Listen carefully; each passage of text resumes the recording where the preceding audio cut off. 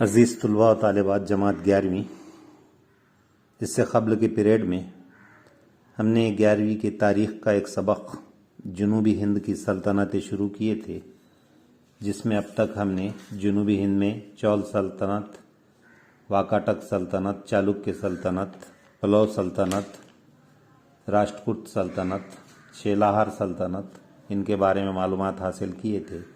आज हम जनूबी हिंद की एक अहम सल्तनत गौंड सल्तनत के बारे में मालूमात हासिल करेंगे। गौंड सल्तनत की बुनियाद चांदा या चंद्रपुर, जो महाराष्ट्र का बॉर्डर है, यहाँ पर यादव खानदान ने रखी। कौल भील इस सल्तनत का बानी था। उसने गवंडों को मुत्तहिद किया और नागा सल्तनत के खिलाफ बगावत पर उकसाया। यानी गौंड जो लोग थे, उन्होंने अपनी सल्तनत की बुनियाद नागा सल्तनत को शिकस्त देकर जो है तो कायम की, और इस सल्तनत का बानी कौल भील था। शेरपुर में इस हुकूमत की राजधानी कायम की। आगे चलकर खांडा किया बिलाल सिंह इस सल्तनत का राजा बना और बल्लारपुर में किले तामीर किया और अपनी राजधानी बल्लारपुर से शेरपुर मुंतकिल किया। यानी आगे चलकर जो है तो पहले कौल भील, उसके बाद जो है तो खांडा किया बल्लाल सिंह राजा बना। उस ज़माने में राजाओं की ताकत किले हुआ करते थे। उसने किले तामीर किए और अपनी सल्तनत को शेरपुर में मुंतकिल किया। अचलेश्वर के मंदिर उन्हीं के दौर में तामीर किए गए। नागपुर के रघुजी भोसले ने भील राजा नीलकंठ शाह को शिकस्त दी, गौंड इलाकों को अपनी सल्तनत में शामिल किया। तो क्योंकि गौंड सल्तनत से पहले यहाँ पर, जैसा कि हमने देखे कि एक सल्तनत थी यादव सल्तनत, तो गौंड सल्तनत उनके बाद जो है तो कायम की। तो ये जो गौंड सल्तनत है, इसको बाद में आगे चलकर एक मराठा राजा रघुजी भोसले या रघुजी सुव्वम जिसको हम कहते हैं, उसने जो है तो गौंड राजा जो है तो नीलकंठ को शिकस्त दी थी और उस सल्तनत को अपनी जो है तो मराठा सल्तनत में शामिल किया। 62 गौंड राजाओं ने महाराष्ट्र के नागपुर, चंद्रपुर और देवघाट में हुकूमत कायम की थी। तो गौंड राजा 62 गुजरे हैं, जिन्होंने यहाँ पर महाराष्ट्र के बॉर्डर के जो इलाके नागपुर, चंद्रपुर, देवघाट, वहाँ पर अपनी हुकूमत कायम की थी। गौंड सल्तनत की एक रानी भी गुजरी है, जिसका नाम था दुर्गावती। इस दुर्गावती की जो है तो बहादुरी के चर्चे तारीख में लिखे गए हैं कि उसने मुगलिया सल्तनत के खिलाफ जद्दोजहद की थी। शोहर के इंतकाल के बाद रानी दुर्गावती ने मुगल बादशाह अकबर के खिलाफ भी अपनी लड़ाई जारी रखी थी। तो एक मजबूत सल्तनत गौंड सल्तनत थी, जिसके ये 3 अहम राजा गुजरे हैं, जिन्होंने महाराष्ट्र और जनूबी भारत पर जो है तो हुकूमतें कायम की थी। एक अहम सल्तनत जनूबी भारत की थी यादव सल्तनत। जैसे हम जानते हैं कि यादव जो कदीम देवगिरी या आज का जो दौलताबाद है, यहाँ पर इनकी राजधानी थी। तो यादव सल्तनत अहद वस्ता के महाराष्ट्र की अहम हुकूमत समझी जाती है। भल्लम पंजम जो 1185 से 1193 तक इस सल्तनत का अहम हुक्मरान था, उसने कलचुरी को शिकस्त देकर यादव सल्तनत को वसअत दी थी और अपनी राजधानी देवगिरी, जो उस ज़माने में था, आज दौलताबाद के नाम से मशहूर है, औरंगाबाद के करीब, उसको अपनी राजधानी बनाया था। और उसने अपना रस्म जश्न ताजपोशी अदा की।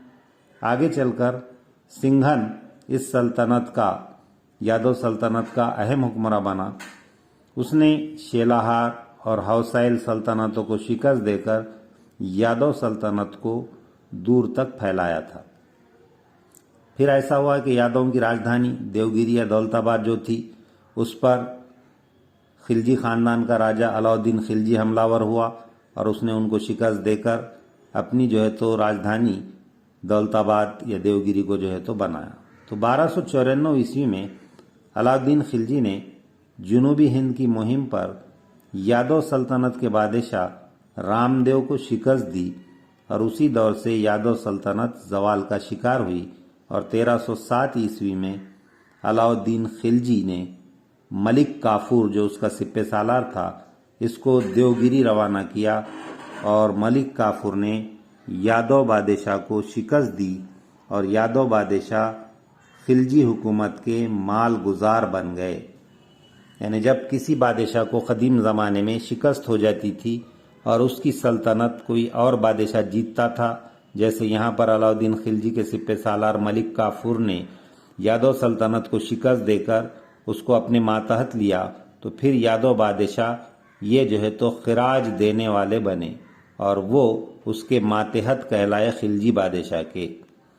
1310 में मलिक काफूर ने शंकर देव यादव सल्तनत के हुक्मरान को कत्ल कर दिया। दिल्ली सल्तनत ने 1318 तक यादव सल्तनत का खात्मा कर दिया। यानी खिलजी खानदान का डोमिनेशन जुनूबी भारत में बढ़ गया और उन्होंने यादवों की सल्तनत को पूरी तरीके से ख़त्म कर दिया।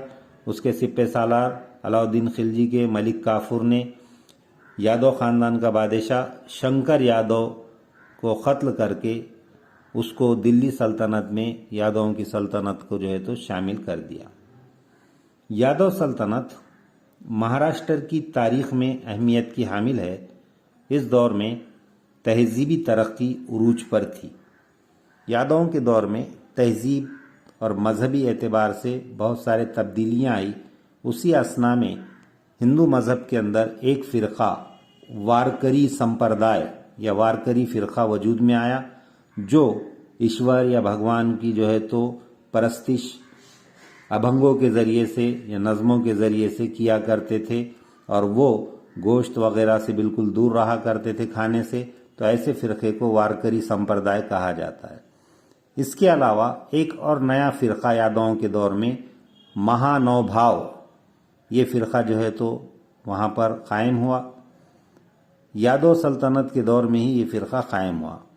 खानदेश कहते हैं या कोला बुल्ढाना वगैरह का जो इलाका है उसको खानदेश कहते हैं। खानदेश के पट्टन, कर्नाटक के सलोंगी और पैठन उलूम के मरकज़ बने। तो ये तीन मुकामात है कि एक पट्टन, दूसरा सलोंगी और महाराष्ट्र में जो औरंगाबाद के पास का पैठन। तो ये उस ज़माने में यादवों के दौर में उलूम के मरकज़ थे। यहाँ से मुख्तलिफ़ किस्म के उलूम जो है तो लोग सीखा करते थे। चित्रदुर्ग, चिंतामणि और परम व ममसा इस दौर की संस्कृत की अहम तहरीरें मानी जाती है, क्योंकि उस ज़माने में संस्कृत ज़बान में बहुत सारा अदब तख्लीक़ हुआ।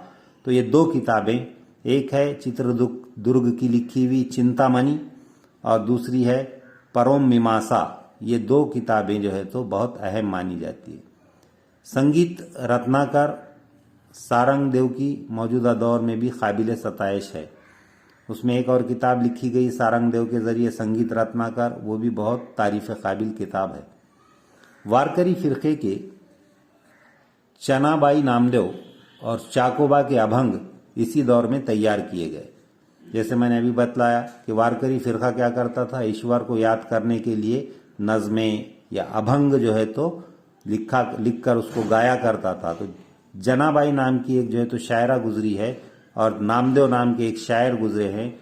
इनके जो है और चाकोबा, इनके अभंग जो है तो काबिल तारीफ़ है। गौंडेश्वर और हेमारपंथी के मनादिर इस दौर की काबिल तारीफ़ तामीरात हैं। यानी उस दौर में कुछ मंदिर बने जो हेमारपंथी यानी दो तहजीबों के मिलने से एक फ़न तामीर वजूद में आया, जो गैर मुल्की तहजीब और हिंदुस्तानी तहजीब का मिलन था, मिलाप था। तो इस दौर के मंदिर बहुत ही अहम समझे जाते हैं। अंकाई टंकाई के किले भी इस दौर में तामीर किए गए। यानी ये दो मुकामात थे पहाड़ी जहाँ पर किले बनाए गए यादवों के ज़रिए। ये भी उस दौर के जो है तो बहुत अहम किले समझे जाते हैं। तो अज़ीज़ तुलबा तालिबात, अब तक हमने जुनूबी भारत के मुख्तलिफ़ ख़ानदानों के दौर में किस तरीक़े की सल्तनतें कायम थी उसके बारे में मालूमात हासिल किए। अब जुनूबी भारत में उस दौर में समाजी ज़िंदगी, इंतज़ामिया, तिजारत, फन और अदब किस तरीके का था, इसको अगले पीरियड में हम देखेंगे।